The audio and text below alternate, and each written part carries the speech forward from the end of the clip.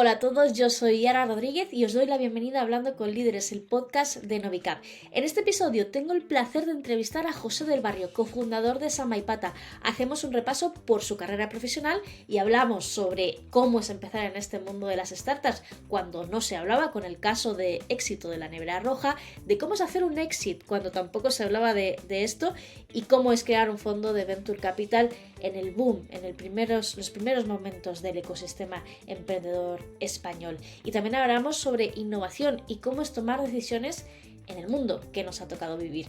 Esto y mucho más, empezamos.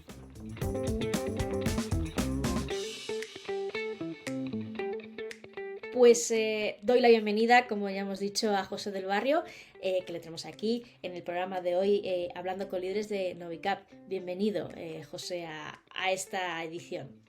Muchas gracias, Ara, un placer estar aquí con vosotros. Espero que sea una conversación amena. No sé si has tenido la oportunidad de escuchar alguno de los podcasts anteriores, pero yo ya he convertido en una tradición la primera pregunta que os hago siempre y es ¿quién es José del Barrio y por qué estamos hoy hablando contigo? Es una pregunta muy filosófica que me encanta porque hay gente que se lo toma de una forma muy, muy interna y bueno, pues a ver, ¿quién es José del Barrio? Cuéntanos. Pues José del Barrio, en lo personal, es un hombre casado, padre de 5 niñas pequeñas estupendas y en lo profesional, emprendedor de vocación. Empecé mi primer trabajo como repartidor de pizzas, que lo tengo muy a gala y estoy muy orgulloso de ello, durante la carrera. Y luego empecé trabajando en consultoría Uh-huh. en dos consultoras internacionales, Accenture y Price, y de ahí salté a mi carrera emprendedora, propiamente dicha, con la Nevera Roja. Soy CEO y fundador de la Nevera Roja, y después, cuando venimos, en 2015, hago desde entonces pues lo que estoy haciendo ahora, ¿no? Que es ser socio fundador de Samaipata. Uh-huh. Que es un fondo, en este caso. O sea, es fundador, pero de otro lado del juego Fundador de un fondo, de efectivamente. fundador de un fondo, ¿no? Es interesante. Tienes que es algo que a mí me gusta, esta doble faceta, los dos perfiles, fundador de una empresa entendido como servicio, y fundador de un fondo, que es la otra parte del juego en este caso de las startups, que así a nivel general, ¿qué pros y contras le ves a esas dos facetas, ¿no? Que es interesante. Normalmente no hay tanta gente que tenga esas dos vertientes. Pues hay muchos. Tienen más cosas en común de lo que parece. Luego, si quieres, podemos profundizar un Ujú. poco más, pero hablando de pros y contras, yo probablemente señalaría dos, que son pros y contras de los dos, porque De los uno es el dos. opuesto del otro, ¿no? En primer lugar, como emprendedor yo siempre digo que es como que tienes todos los huevos en la misma cesta, en Ujú. general. O bueno, en muchos casos, los emprendedores hay casos extraordinarios, pero en general tienes todos los huevos en la misma cesta. Eh, y esa, digamos que es contra, si quieres. Y la parte de pro, para mí más interesante como emprendedor, es que los ciclos de aprendizaje y de iteración, más que de aprendizaje, de iteración, son cortos. Y eso, Ujú. y eso tiene grandes Ya. ventajas, ¿no? Para ir ajustando, tomando decisiones en el corto plazo. Y eso es muy divertido, muy enriquecedor y apasionante para cualquier emprendedor. En el lado del inversor es un poco lo contrario, ¿no? El perfil de diversificación de riesgo es diferente porque estás apostando en muchas compañías, es un juego con un perfil de riesgo menor, y eso lo veo como un pro en términos Ujú. absolutos. La parte de contra, si quieres, es que esos ciclos que se denominan feedback loops, ¿no? Son muy, muy largos, Ya. extraordinariamente largos. Y eso pues requiere tener muchísima paciencia y a veces pues te puedes llegar a impacientar, ¿no? Porque lo que quieres ver es señales que te digan si estás yendo en la dirección adecuada, si hay que cambiar cosas, y eso tarda bastante más tiempo, ¿no? Sobre todo viniendo de la etapa de emprender una empresa que vienes de ese ciclo corto, ¿no? Esa Está claro. impaciencia ojo, cómo se lleva. Eh, También a nivel general, y luego hablaremos del caso de la nevera roja en hace unos años, y luego Samaipata. ¿Qué retos y lecciones te quedas con esas dos etapas, ¿no? Que también es importante hablar de qué puntos tienes ahí. Para nosotros hubo un tema muy importante que fue el cambio de venir de una corporación a emprendedor. El reto fue gigantesco, pues tuvimos que desaprender un montón de cosas. Los primeros 10 meses fue como entrar en un nuevo planeta.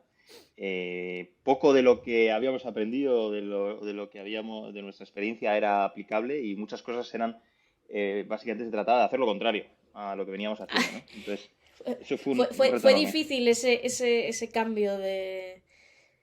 Pues la verdad es que, la verdad es que bastante.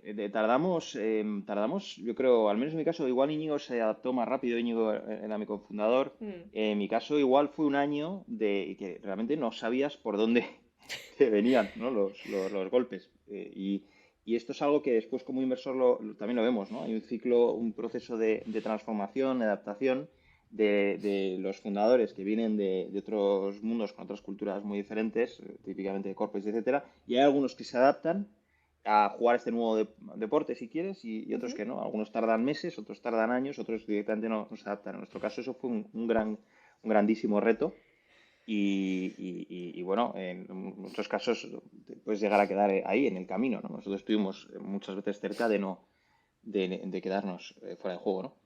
Y luego como, si quieres, en la parte y eso tiene, bueno, hablabas de retos y lecciones, eso tiene también una parte de lección de probablemente esta mentalidad mucho más lean, ¿no? Ujú. Esa fue probablemente el aprendizaje y lo que más nos costó al principio entender.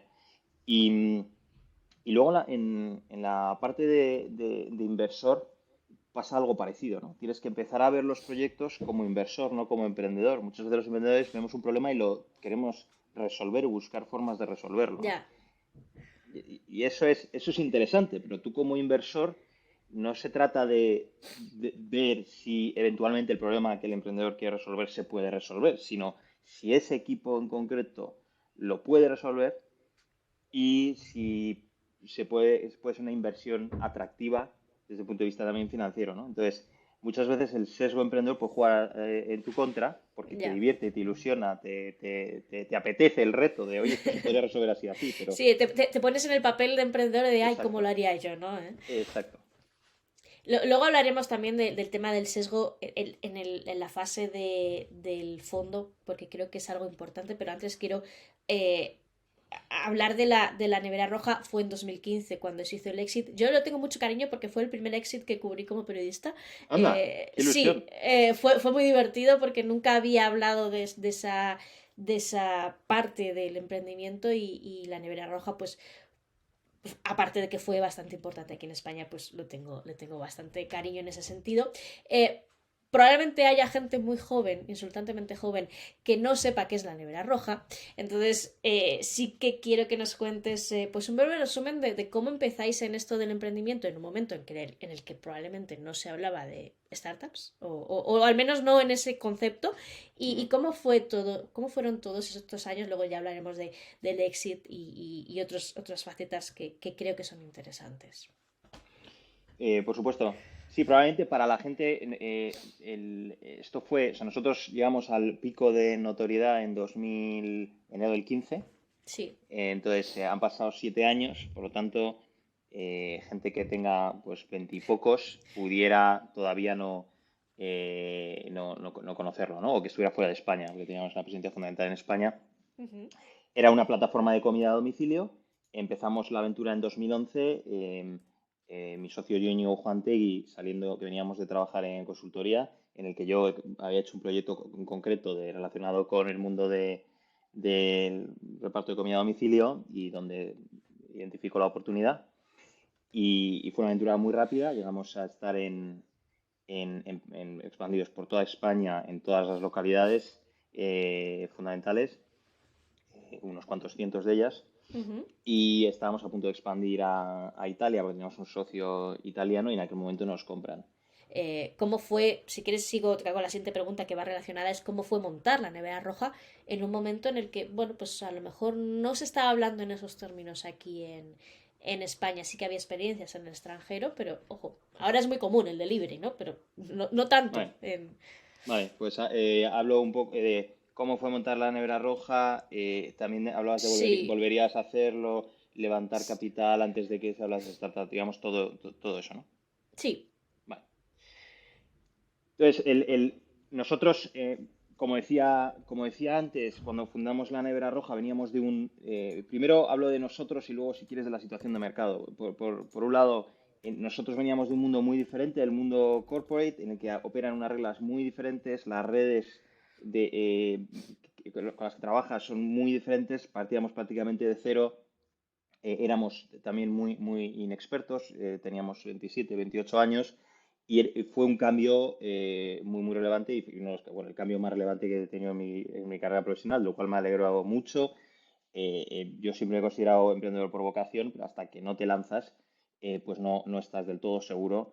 Entonces, eso éramos nosotros, como decía, jóvenes, inexpertos, y luego el mercado era un mercado muy diferente. En aquel momento, siempre digo, visitar a todos los inversores en startups, o al menos los institucionales, en aquella época, 2011, lo podías hacer una mañana, casi en España, había unos poquitos. Sí. Los fondos más grandes eran, pues un fondo de 10, 20 millones, eran los fondos más grandes, que al menos aquellos basados en España. Era un ecosistema muy incipiente. El talento todavía no había salido de corporaciones, consultoras, bancos de inversión para lanzarse, digamos, a Mm, emprender o a trabajar en startups. Por lo tanto, la abundancia de talento era muchísimo menor, el capital, como decía, muchísimo menor y luego, en general, el desarrollo del ecosistema era muy incipiente. Por poner alguna cifra, eh, pues, se podía levantar en un año en el entorno de menos de 100 millones de euros al año, probablemente sí que, de capital, ¿no?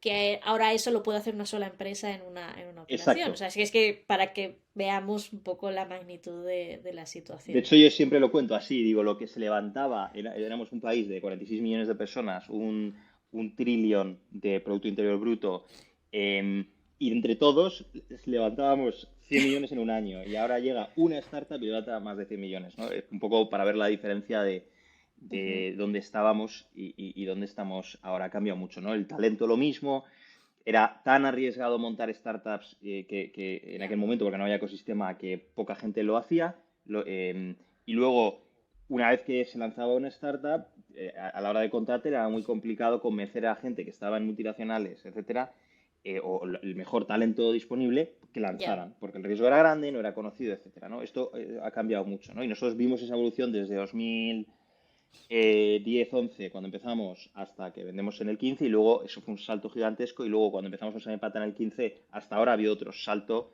Ya. enorme, ¿no? Entonces, en aquel momento, y luego si quieres, por tocar en concreto en el mundo del delivery, a mí me hace mucha gracia y me hace mucha ilusión verlo ahora de perspectiva. En aquel momento me Ya. acuerdo que hablabas con los inversores y te decían, pero ¿quién va a pedir comida a domicilio en España? Si eso Ojo, ¿eh? aquí, sí. Aquí como mucho pizza y poca gente, porque aquí, no, esto no es como Estados Unidos y Norte de Europa. Aquí, no sé, la comida Ya. casera, tortilla de patata, o sea, en España somos muy diferentes, esto no va a llegar aquí, ¿no? Pero no porque los inversores estuvieran equivocados, sino porque estaba tan arraigado, digamos, esa idea en España de que la comida a domicilio pues no estaba dentro de nuestras costumbres que, que era muy difícil de ver, ¿no? Y luego, por otro lado, la penetración online era cercana a cero. Empezó Telepizza en el año 2008, 2009 a hacer los primeros Sí. pedidos online, ¿no? Y en 10 años eso se ha dado la vuelta completamente, primero con las plataformas como la nuestra, que en los inicios no incorporaban la logística, es decir, solo agregábamos a los restaurantes que no tenían, perdón, que tenían el Sí. reparto integrado, y luego llega la segunda generación en 2014-2015, que ya incorpora la logística a los restaurantes y por tanto ya accede a toda la base de restaurantes de los diferentes países y eso pega otra subida muy grande, ¿no? Entonces, ha sido Ujú. una transformación brutal del sector de comida a domicilio que ha creado pues, es un mercado gigantesco online donde no había nada hace 10 o 15 años, ¿no? ¿Volverías a hacer o sea, a montar un nevera roja 2 actualmente, o crees que la situación del mercado actual es tan compleja en todos los niveles que dirías, esto hay que pensárselo dos veces, ¿no? Eh, a- ahora mismo, ahora mismo todos los vientos de cola que ha habido en los últimos años ahora son vientos de cara, ¿no? Ya, Desde el punto de vista regulatorio, era un tema dudoso cuando empezamos nosotros con Urban Ninja, que era la plataforma que grababa las motos, en nuestro caso, sí, la parte logística, era duda este tema de los falsos autónomos. Ahora ya hay sentencias firmes que dicen que este tipo de trabajadores tienen que tener unas condiciones que hace que el modelo sea más complejo desde el punto de vista de unit economics. Eso por un lado. Por otro lado, ahora el acceso a capital, que sí que probablemente hablaremos luego de ello también, es más complicado, etcétera, ¿no? Entonces, yo en este espacio en concreto, pues probablemente no sea el momento de empezarlo. ujú. Ahora, hubiera vuelto a empezar cuando lo hicimos, ha sido una de las mejores decisiones de mi vida. Ahora, pues habría que buscar otra oportunidad igual de Ahora divertida. nos vamos mejor a otro sector. Antes de hacerte otra pregunta respecto a la nevera roja, quiero retomar algo que has dicho, que cuando empezasteis la nevera roja, en esos primeros momentos, podías visitar a todos los inversores o gente del sector en apenas una mañana. Ahora no, esto ya ha crecido afortunadamente, pero esto también era algo que facilitaba bastante la situación, pese a que eran pocos inversores, pero sabías a dónde tenías que ir. Ahora tenemos pues una gran oferta y es enfrentarte a esa jungla, ¿no? Esa diferencia. Bueno, para el emprendedor, o sea, para el ecosistema en conjunto es mucho mejor la situación actual, desde el punto de vista de hacer crecer ese ecosistema Ujú. y que el impacto en la economía española, europea o mundial sea el mayor posible, que al final es cómo hacemos para crear empresas innovadoras que tengan un valor económico y para la sociedad positivo en general, pues que haya mucho más capital es indudablemente mejor. Para los fundadores, pues todavía más. O sea, todo lo que sea más capital a los fundadores les va a afectar positivamente. Ahora, ¿qué pasa? Que la competencia del lado del inversor es muchísimo Ya. mayor. Entonces, es cierto que tiene un efecto, pudiera tener un efecto negativo para algunos inversores, especialmente los que estaban en aquel momento que no tenían competencia y ahora de repente se enfrentan que hay 100 alternativas y que la gente está tratando de construir una propuesta de valor lo más interesante posible para los emprendedores, porque entendemos que es nuestro caso en Sanepata y luego si quieres Ya. hablamos de eso, es la única forma de atraer a los mejores fundadores, es crear una propuesta de valor atractiva para esos fundadores, que luego podemos hablar qué significa eso. Entonces, eso significa más competencia para las fuentes de capital y para aquellos inversores que que no tengan una propuesta de valor muy definida para los fundadores en los que pretenden invertir. Entonces, Ujú. para ese caso, Ya. pues tiene un punto negativo. Pero para el ecosistema en general y para los fundadores, pues el hecho de que cada vez estemos digamos, el nivel de la competición sea mayor, el símil futbolístico, no es lo mismo estar jugando en la Champions que estar jugando en tercera. Pues Ya. ahora estamos jugando en divisiones cada vez mejores y mejores, y eso es positivo en general. Una pregunta breve. Los inversores te decían en aquel momento quién va a pedir delivery a su casa, porque España es así, es asá, pero ¿qué os decían también los restaurantes? Que esto es una parte muy importante de toda la ecuación, que al final es donde está el foco del negocio. Claro, empezáis a decir, la nevera roja, ¿esto qué es? ¿Cómo era esa respuesta inicial de la gente? En general, nosotros nos gusta, de hecho, en Sanidad mucho invertir en marketplaces. No hacemos solo eso, invertimos en modelos digitales con efectos de red, que es muchísimo más amplio, pero este modelo lo conocemos bien como emprendedores y como inversores, ¿no? Y siempre en este tipo de modelos hay una cara del marketplace, a veces hay dos caras, a veces tres caras, y suele haber una que es la más complicada, ¿no? A veces lo que te cuesta es generar el supply, pasa mucho en modelos de real estate, otros casos el reto está sobre todo en la demanda, ¿no? En nuestro caso, al menos en aquel momento, y yo creo que ahora también, el reto fundamental era más construir demanda de una manera más o menos eficiente, porque la parte de oferta no era tan complicada, al menos en aquel momento, ahora lo será un poco más porque hay competencia, ¿no? Entonces a nosotros nos costó sorprendentemente poco ir incorporando restaurantes, pero al final nuestro modelo para ellos era todo positivo, no pagaban nada y solo pagaban si les traíamos demanda, que generaba la demanda que ellos no podrían haber conseguido por sus propios medios, por lo tanto todo era ingreso marginal a lo que ellos tuvieran, con unos buenos márgenes brutos, para ellos era un deal perfecto y por eso no nos costó mucho. Y de hecho, creamos un sistema de adquisición del supply tan potente que recuerdo, y es algo que nos sentimos muy orgullosos, que nuestra competencia en aquel momento, que era Just Eat, que era una empresa muy bien financiada, que salía a bolsa en 2014, había levantado cientos de millones y que competía con nosotros en España, tardó 3 años más o menos en adquirir los primeros 500 restaurantes. Y recuerdo que nosotros en mayo del 14 adquirimos 500 restaurantes en un solo mes y nos pusimos por delante de ellos en un solo mes. ¿Por qué? Porque creamos un sistema de adquisición de los restaurantes extraordinariamente potente, eficiente, escalable, y esa fue una de las grandes ventajas. Luego, aparte, utilizamos la televisión para generar demanda también de forma bastante masiva, que era algo que tampoco ellos controlaban, y eso nos permitió ponernos de líderes, a pesar de haber empezado un poco más tarde que ellos, en España a finales de 2014 y vender en enero del 15. Y finalmente la venta. ¿Cómo fue ese éxito al que yo le tengo tanto cariño? Me dio muchos quebraderos de cabeza, también porque se sabía que iba a pasar, pero no sabíamos qué. O sea, Ujú. tenía como 5 artículos escritos, diferentes versiones, ¿no? de la situación. Sí, pues la verdad es que fue algo totalmente inesperado. Nosotros estábamos en aquel momento, no sé si en parte fruto de la ignorancia y el Ya. atrevimiento relacionado con la ignorancia, en parte de las ganas y la ilusión que poníamos, estábamos creciendo de forma súper agresiva. Estábamos consumiendo mucho capital, pero creciendo a una velocidad que ninguno de los competidores europeos estaban a esa velocidad. Estábamos en torno de 4 o 5 veces año contra año. Ya estamos generando a los restaurantes cerca de 50 millones al año generando de facturación, que llamábamos de GMV en aquel momento, y nuestro reconocimiento de marca pues éramos nada un año y medio antes y de repente nos habíamos puesto por encima de Just Eat. Esto les generó a ellos muchos quebraderos de cabeza, trataron de comprarnos, no se entendía que ellos acaban de salir a bolsa, tenían cientos de millones de euros de financiación y de repente llegan estos chavales aquí y nos pasan por la derecha, ¿no? Y eso hace que, bueno, se aproximen a nosotros con intención cada vez más clara de comprarnos. Primero son ellos, luego son nosotros alemanes, los otros alemanes, unos holandeses, y al final terminan compitiendo 4 o 5 potenciales compradoras por una razón, y es España es el país número 12, 13, 14 del mundo en este mercado, y estos señores parece que son los líderes, pues vamos a comprar una posición estratégica. Si quiero tener un líder global, que era lo que estaban intentando todos, porque habían salido dos a bolsa y era la historia que le habían vendido a sus inversores, pues si tengo que comparar, si quiero ser el líder global, pues hombre, estar en el país 13, especialmente si no voy a estar en Estados Unidos y China, Rusia y tal, pues tiene muchísimo valor estratégico el comprar el que es la posición número uno allí, que era la nuestra, y encima habiendo ganado al líder europeo en nuestro territorio, ¿no?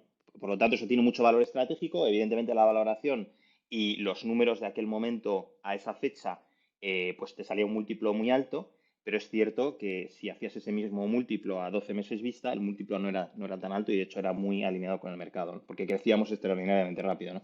Entonces, al principio esto que genera mucha incredulidad, la gente no se cree, pero ¿cómo es posible que esta empresa se venda por este dinero, etcétera? Luego, la verdad es que el tiempo nos ha dado la razón y cualquier modelo de estos, el valor estratégico que tenía era gigantesco, que era nuestra tesis cuando la vendimos. Y de hecho nos hicieron ofertas por debajo de esas valoraciones y dijimos, ¿para qué lo vamos a vender si esto tiene muchísimo más valor, ¿no?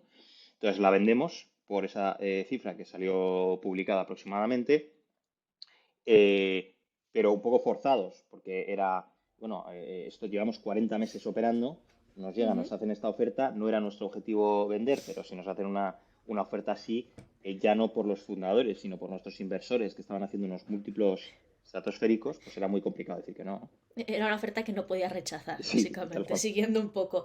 Eh, y luego ya pasamos a la fase Sama y Pata. Eh, Termináis con el Exit, uno de los Exit que más se nombra. De hecho, han pasado muchos años, pero se sigue Ujú, hablando del Exit de la nevera roja. Y decidís montar ujú. un fondo. ¿Por qué un fondo? No sé, esta es la primera pregunta que tenía en la cabeza, decir, oye, vengo de una empresa y os vais al fondo. ¿Qué necesidad visteis o qué hueco visteis en ese momento? Ujú. Eh, a ver, llegado un momento así, realmente lo que te planteas, oye, ¿y ahora qué? ¿Cuál es la siguiente etapa? ¿Puedes seguir en la empresa en la que estás unos años más, si te sientes confortable con la estrategia, la cultura, etcétera? Pues montar otra compañía, otra empresa, y luego la otra alternativa era montar un fondo, ¿no? Entonces, realmente de estas, digamos, posibilidades, a mí realmente el construir una nueva, en el fondo es una startup, una compañía Sí, nueva que tiene muchas similitudes con lanzar una compañía de cero, me ilusionaba especialmente porque me permitía estar en contacto con emprendedores, gente apasionada por lo que hace y con muchísimo talento, y la combinación de ambas cosas hace que sea pues, muy atractivo trabajar con ese tipo de personas, apasionadas y con mucho talento, y gracias, bueno, es una de las grandes ventajas de trabajar en un fondo de venture capital, es que estás continuamente en contacto con ese tipo ya, de personas. Entonces, esa es sí. una razón de peso muy interesante y te diría casi la fundamental, ¿no? Y la segunda probablemente tiene que ver más con esta sensación de estar continuamente en una curva de aprendizaje muy pronunciada y un poco con la lengua afuera pensando que no llegas a saber todo lo Ya. que te gustaría, ¿no? Entonces eso es muy, también muy, eh, en español no se puede decir excitante, más bien pero es exciting, ¿no? Emocionante, ¿no? Es. Emocionante, Sí. exacto. Y lo es, porque estás continuamente, es un reto continuo por Mm. tratar de entender nuevas oportunidades de negocio, nuevos mercados, nuevos innovaciones, olas de tecnología, etcétera, ¿no? Entonces, esa parte Sí. que de hecho en mis inicios profesionales en consultoría, de otra forma, Mm. también tenías eso de alguna forma, tenías proyectos de 3, 6 meses en los que tenías que profundizar mucho en cosas y 6 meses después volvías a empezar casi de cero.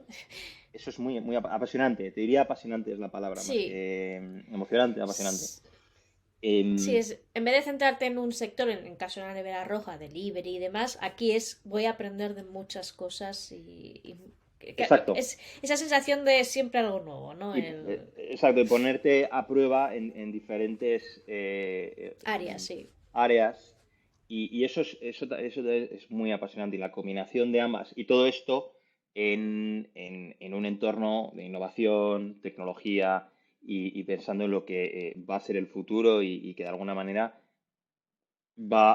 transforma a la sociedad y esperamos que de forma positiva, ¿no? Entonces esto la verdad es que me llama mucho la atención y en pocos meses empezamos a trabajar en Samipata, alquilamos una oficina allí en cerca en Madrid, cerca del Retiro, y empezamos a dar forma a la visión de lo que sería luego Samaipata y que es lo que llevamos trabajando 6 años.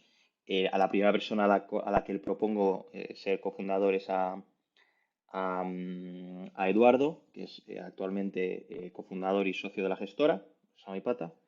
Eduardo tiene una experiencia larga como business angel y otras cosas. Una de las muy relevantes, una de las más conocidas es su papel en MásMóvil, que empezó como business angel muy al principio y presidente y ha sido como presidente hasta ahora, que la empresa vale 20.000 millones a día de hoy. Es uno de los casos así de mayor éxito.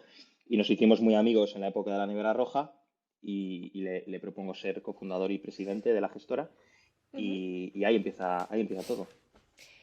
Una pregunta antes, ¿por qué Samaipata? ¿Qué significa Samaipata? Es algo que llevo mucho tiempo queriendo preguntaros, porque siempre que leo Samaipata invertido, y yo, ¿por qué se llamará Samaipata? Ujú. Samaipata tiene ese componente, o sea, en el mundo del mundo con el sistema startup, tecnología, venture capital, existe esta idea de muy colaboración, de ecosistema, en la que más que se compite y se coopera, ¿no? Eso que llaman de co-opetition, ¿no? Y entonces, esta idea a mí me parece muy interesante y es la única forma, creo, realmente de competir en este mercado, en esta industria.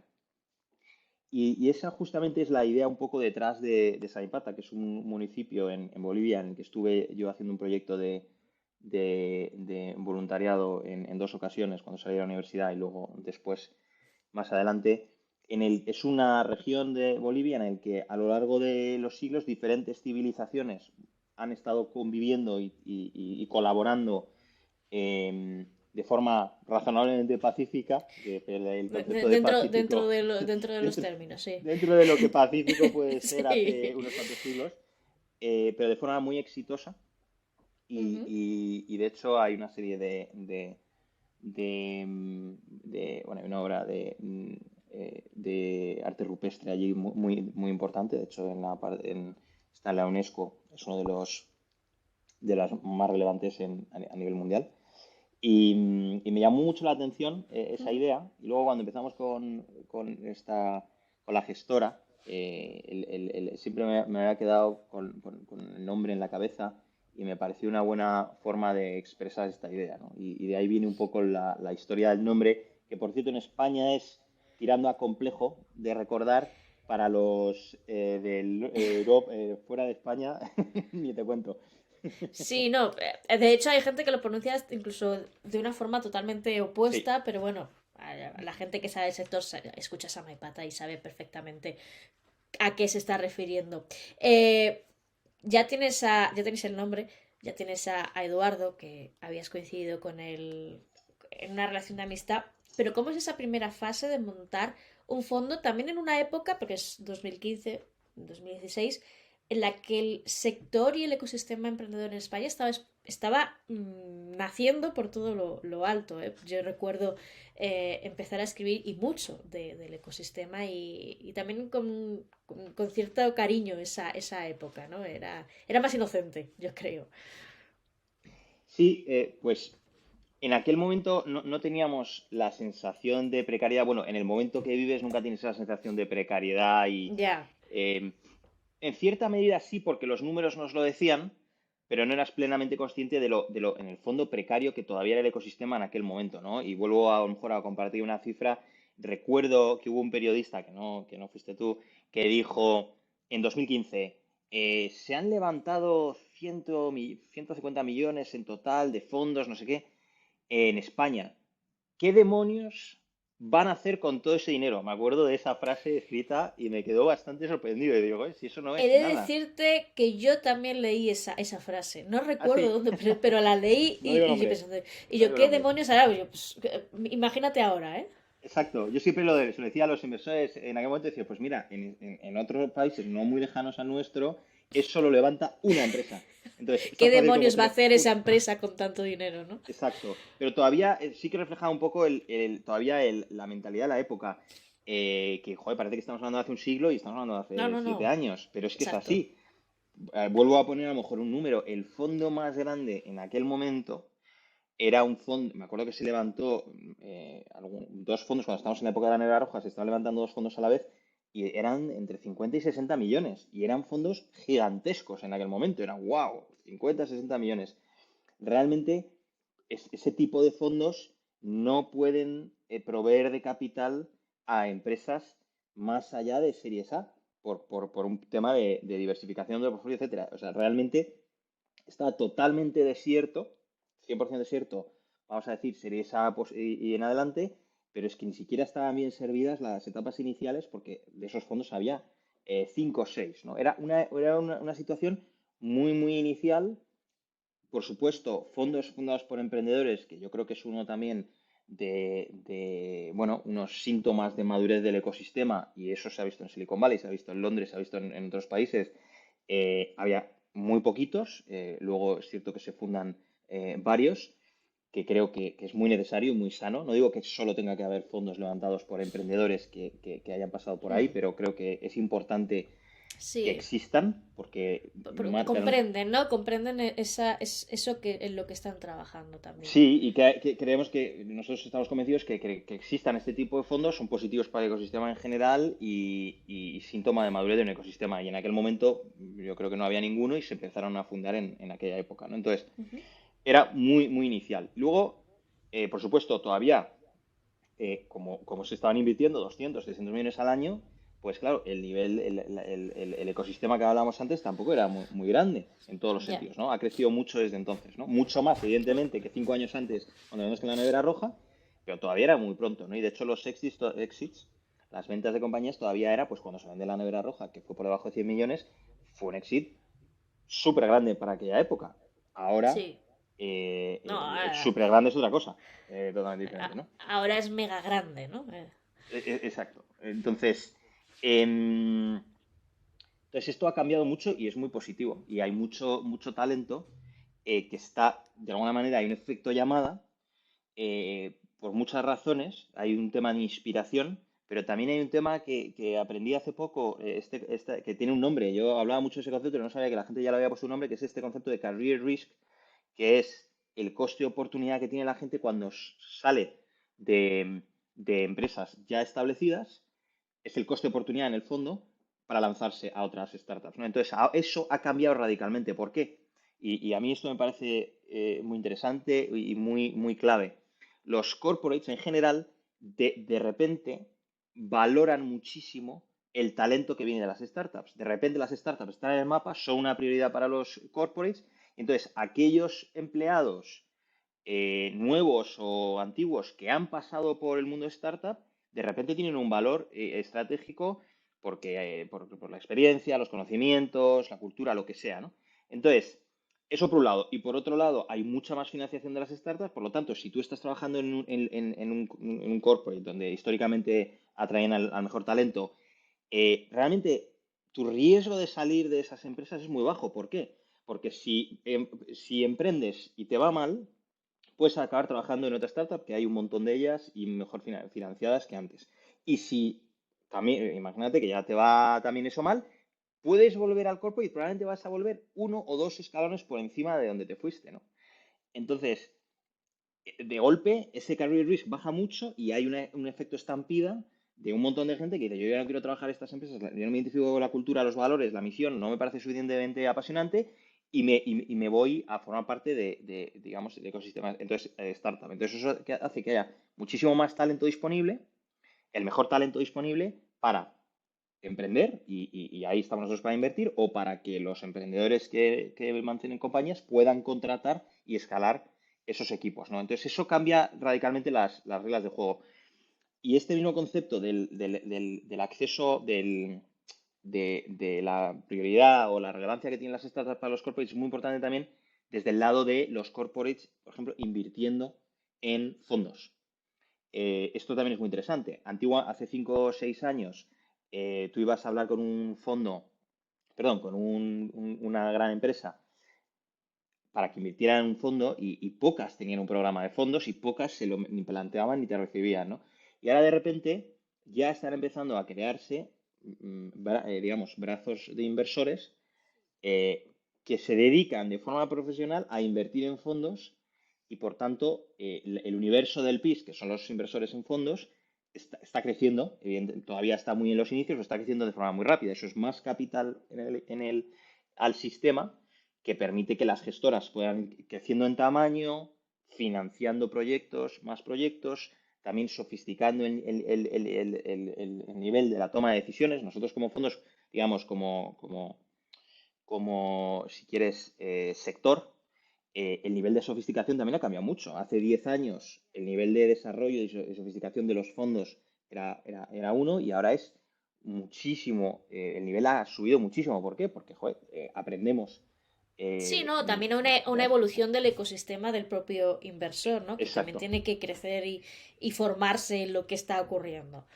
exacto. Y inversores de mejor calidad toman mejores decisiones, financian más y mejores proyectos, apoyan a sus proyectos más que antes y eso repercute en el valor agregado general de todo el sector de ecosistema startup, de innovación, Ya. emprendimiento, etcétera, ¿no? Y eso lo estamos viendo creciendo a una velocidad extraordinaria. Y nosotros tenemos un enfoque paneuropeo en Samaipata y tenemos mucha visibilidad en diferentes países, pero nos sorprende la evolución de España en concreto, Ujú. donde este círculo virtuoso de talento, capital, role models de emprendedores de éxito que Sí. vuelven a invertir el conocimiento y las redes a poner al servicio del ecosistema, que traen más talento, eso hace que haya más capital, que hay más exits, más modelos inspiradores, ese círculo virtuoso que es el motor de todo esto,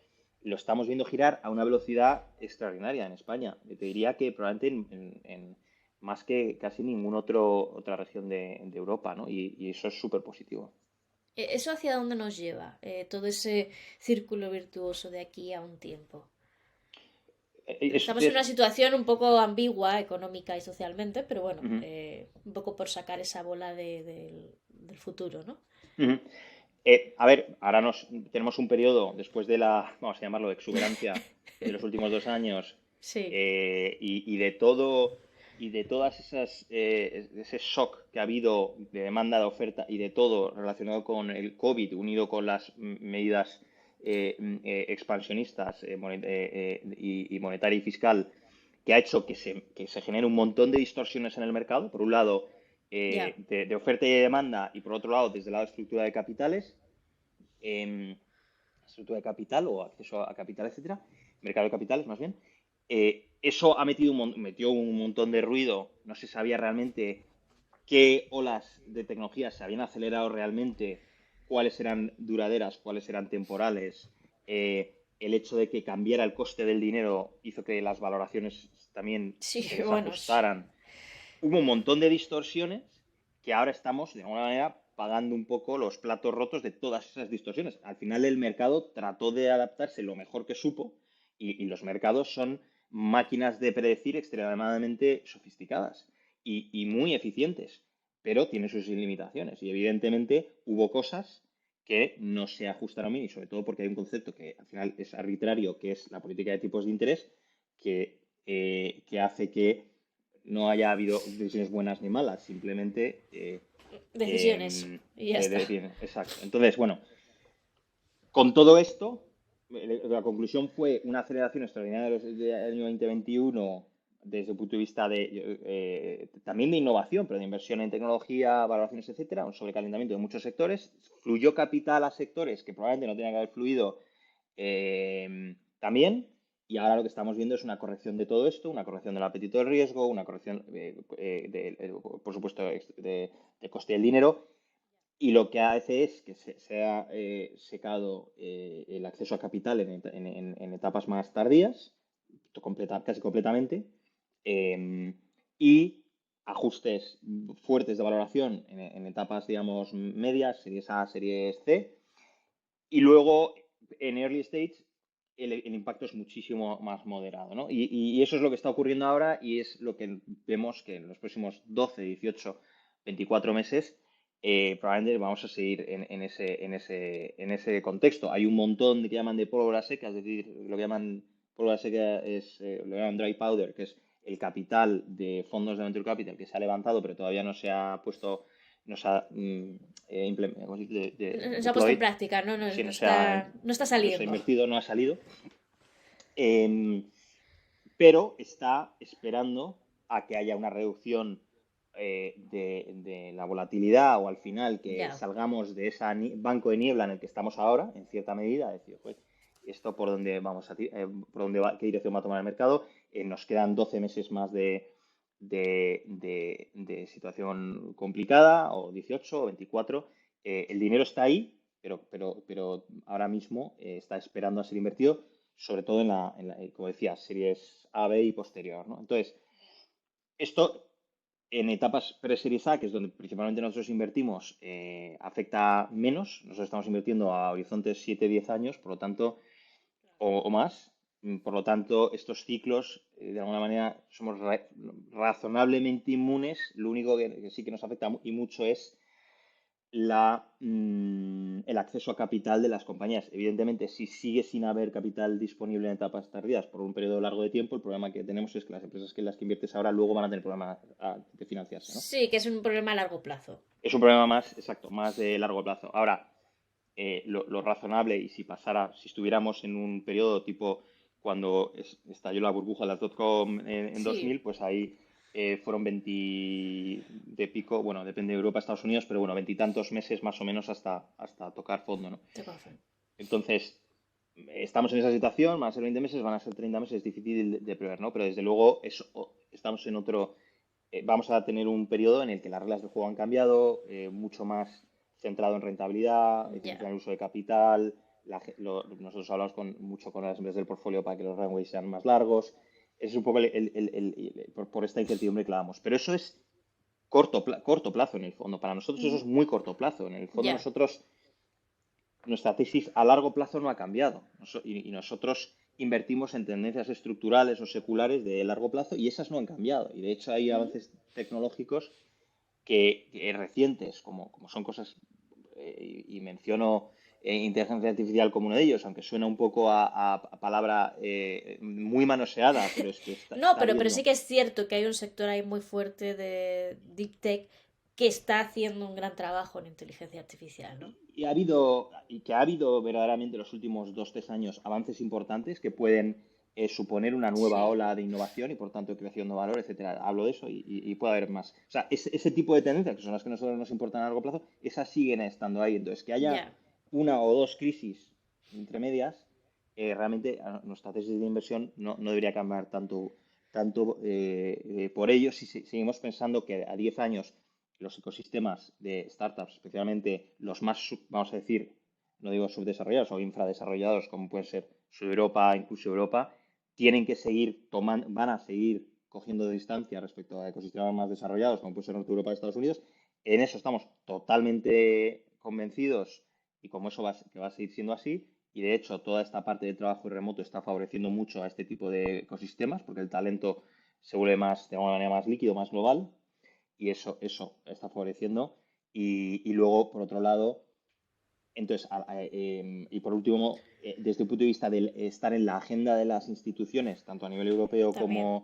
como España, ha cambiado radicalmente. En España lo estamos viendo con la nueva ley de startups, que creo que también querías comentar Sí, sobre quería eso. preguntarte qué opinabas sobre la ley de Pues startups. es un ejemplo para nosotros, claro, es que ya está en la agenda, pero ¿por qué está en la agenda? Porque empieza a tomar una masa crítica, a nadie le importa, funciona así en política, a nadie le importa, o bueno, a nadie le importa, o en la agenda política no suele estar cosas que afectan a una parte muy pequeñita de la población, no suele tener relevancia en la agenda política, es la realidad, en el momento que esto empieza a tomar una relevancia, una masa crítica, de golpe está en la agenda política y se empiezan a tomar medidas para promover esto, ¿no? Y esto es la ley, esta startup, yo creo que es un gran paso en esa dirección y en Europa pasa lo mismo. Está en la agenda, en la prioridad, eh, en una de las prioridades a nivel europeo y eso no va a hacer más que hacer que como, si quieres, continente,